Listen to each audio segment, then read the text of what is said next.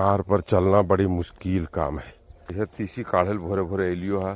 दासो बाबू मिल गल की कलखी की ले हसुआ हसुआ से काटी तो जल्दी होती है। देखो ये हसु दिलखू है। सब बोलो है ना कि गुरुजी सब कम में करोगे। अब ये देखो आगल की तीसी काढ़े ले। अब की करिए बताओ। हम करो मजदूरी तो करने रही अपन बाप दादा के खेत में तीसी लगैलिए काट रही है। की दिक्कत है एकरा में। अब देखो जे नहीं करे चाहो हम तो ये बोलो उनका कि जे नहीं करे चाहो है ना हम जो कर रही एकरा से इंस्पायर होती। इंस्पायर मतलब प्रेरित होती कह रे गुरुजी जब कर सको कि तो हम काहे न कर सको। ये तो आज के बाल बच्चा काम नहीं करे चाहो एकरा से की होते कि वो भी काम करे प्रेरित होते।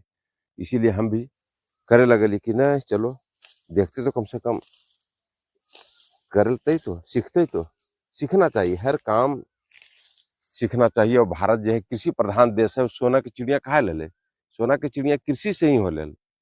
खेतिया में कम भार नहीं है।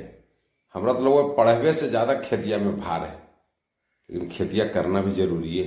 लिए पर बोझवा बांध लियो कने अब जोर तोड़ लेबे बांध ले लियो ऐसी बोझा वैसे चलियो ऐसे टान के।